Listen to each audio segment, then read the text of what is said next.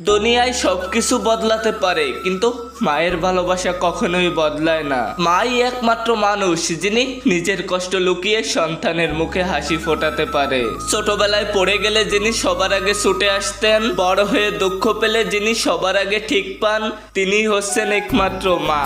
মা হলেন জীবনের প্রথম শিক্ষক, প্রথম বন্ধু আর জীবনের নিরাপদ আশ্রয়। সবাই যখন দূরে সরে যায় তখনও মা পাশে থাকেন। মা শুধুমাত্র একজন নারী নন, তিনি এক বিশাল অনুভব, ভালোবাসা, ত্যাগ আর শক্তির প্রতীক। আমি বোকা হতে পারি, অনেক খারাপ ছাত্র হতে পারি, দেখতে অনেক কালো হতে পারি, কিন্তু আমার মায়ের কাছে আমি শ্রেষ্ঠ সন্তান। মা মানে মমতা, মা মানে ক্ষমতা, মা মানে নিরাপত্তা, মা মানে নিশ্চয়তা, মা মানে আশ্রয়দাতা, মা মানে সকল আশা, আর মা মানেই এক বুক ভালোবাসা। এই পৃথিবীতে উপরওয়ালার দেওয়া সবচেয়ে বড় উপহার হলো মা। ভালোবাসতে সবাই পারে, কিন্তু মায়ের মতো বিশুদ্ধ ভালোবাসা কোথাও পাবে না।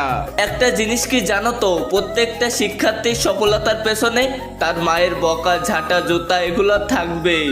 আপনি যতই বড় হন না কেন, আপনার স্বর্গ একমাত্র আপনার মায়ের কোলেই খুঁজে পাবেন। দেখেন, এই পৃথিবীর সব থেকে শান্তির জায়গা হলো আপনার মায়ের কোল। এই পৃথিবীতে মা ছাড়া পুরো দুনিয়াটাই অন্ধকার। তাই যাদের কাছে মা আছে তারা খুবই ভাগ্যবান। খাবার খেয়ে মায়ের আঁচলে মুখ মোছার মতো শান্তি এই পৃথিবীতে আর কোনো কিছুতেই পাওয়া যায় না। ক্ষুধার্ত সন্তানের কান্না একজন মায়ের কাছে জ্বলন্ত কয়লায় পা দেওয়ার থেকেও কষ্টের। আমি গরিব হয়েও আমি পৃথিবীর সব থেকে ধনী ব্যক্তি, কারণ আমার কাছে পৃথিবীর শ্রেষ্ঠ সম্পদ আমার মা আছেন। মাই পৃথিবীতে এক অমূল্য সম্পদ। তাই যাদের কাছে মা আছে তারা কখনো মাকে কষ্ট দিও না। হয়তো এখন মা কাছে আছে, এই জন্য মায়ের গুরুত্ব বুঝতে পারি না। যখন থাকবে না তখন প্রতিটা পদে পদে বুঝতে পারবো। আচ্ছা, আমাদের সবার প্রাণপ্রিয় মাকে নিয়ে কিছু কথা বলার জন্য কি আমি একটা সাবস্ক্রাইব আশা করতে পারি না তোমাদের কাছ থেকে?